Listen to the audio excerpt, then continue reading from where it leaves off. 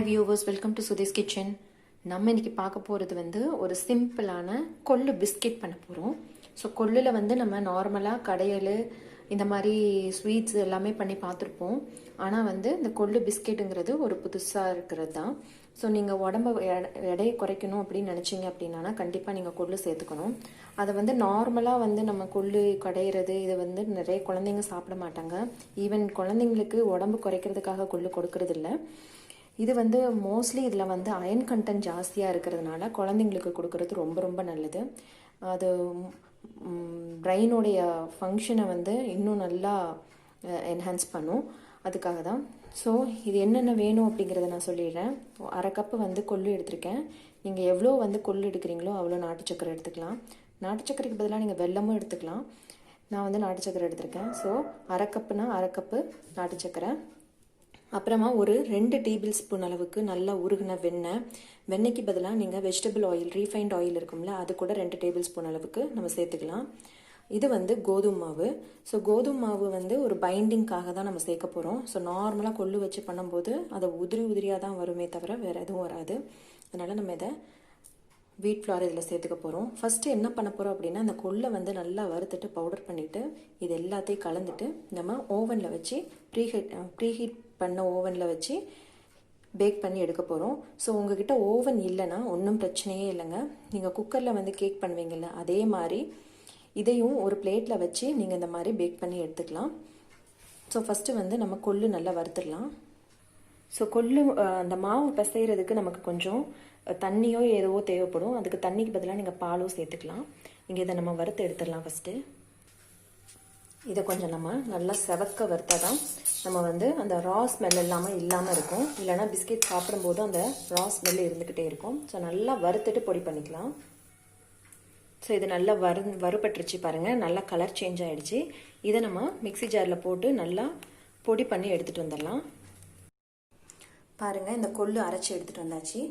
இப்போ வந்து நம்ம இதை பிசைய ஆரம்பிக்கிறதுக்கு முன்னாடி ஓவனை வந்து ஹீட் பண்ணிடலாம், ப்ரீ ஹீட் பண்ணிடலாம். ஸோ 160 டிகிரி செல்சியஸில் 10 மினிட்ஸ் வந்து நம்ம ப்ரீ ஹீட் பண்ணிடலாம். அதுக்கப்புறமா வந்து பிசையலாம். ஸோ ஓவனை ஹீட் பண்ணியாச்சு. இப்போ இதில் வந்து எல்லாத்தையும் நம்ம கலந்துடலாம். ஃபஸ்ட்டு ட்ரை இன்க்ரீடியன்ஸ் எல்லாத்தையும் கலந்துட்டு அப்புறமா வெட் இன்க்ரீடியன்ஸ் கலக்கலாம்.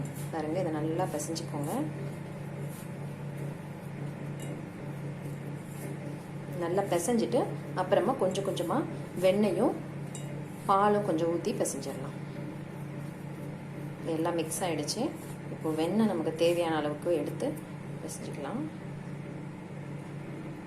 அவ்வளோதான். நல்லா பிசைஞ்சிட்டு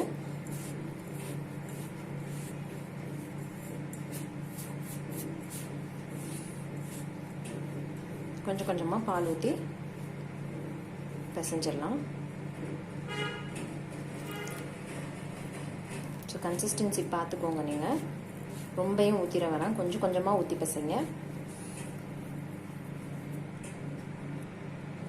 ஸோ இந்த பதத்துக்கு நல்லா பிசைஞ்சிருங்க. பார்த்தா கட்டியாகவும் இருக்குது பாருங்கள். இப்போது உங்ககிட்ட ஏதாவது சின்ன மூடி இருந்தால் பிசைங்க. என்கிட்ட இந்த சின்ன கிண்ணம் தான் இருக்குது. ஸோ இதில் கொஞ்சம் வெண்ணெய் தடவிட்டு இதில் போட்டு நம்ம பேக்கிங் ட்ரேயில், ஆக்சுவலாக இந்த பேக்கிங் ட்ரேயில் வந்து நம்ம வச்சிடலாம். பாருங்கள், ஒரே மாதிரி உருண்டையாக நீங்கள் உருட்டிட்டு அதில் தட்டிடலாம். அவ்வளோதான். ஏன்னா நீங்கள் அதை வச்சு எடுக்கும்போது ஒரு சில நேரம் வந்து நிறைய மாவு வைக்கிறதுக்கு சான்சஸ் இருக்குது கிண்ணத்தில் போடும்போது. ஸோ இந்த மாதிரி எடுத்துட்டு நான் ஒன்று ஒன்றா தட்டிடுறேன் அதில். ஸோ பாருங்கள், நான் எல்லாத்தையும் உருண்டையாக தட்டி வச்சிட்டேன். ஸோ நம்ம இது வந்து நம்ம பிஸ்கெட்டுன்னு தான் சொன்னோம். குக்கீஸ் வந்து டிஃப்ரெண்ட்டு, பிஸ்கெட் வந்து டிஃப்ரெண்ட்டு. குக்கீஸ்னால் உங்களுக்கு உள்ள சாஃப்டாகவும் இருக்கும், மேலே கிறிஸ்பினஸும் இருக்கும். பிஸ்கெட்னா உங்களுக்கே தெரியும், ஓரளவுக்கு தான் உள்ள சாஃப்டாக இருக்கும், மேலே நல்லா மொறுன்னு இருக்கும். ஸோ இது வந்து நம்ம பிஸ்கெட் மாதிரி தான் பேக் பண்ணி எடுக்க போகிறோம்.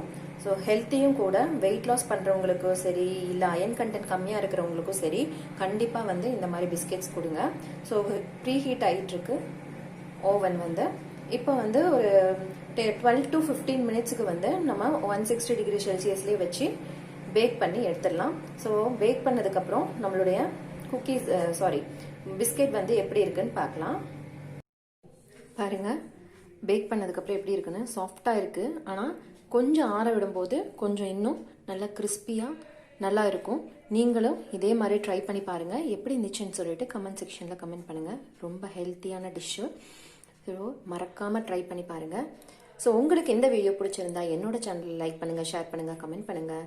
அண்ட் பார்த்துக்கிட்டே இருங்க அடுத்த வீடியோ வர வரைக்கும். Until then, bye from Sudhi's Kitchen.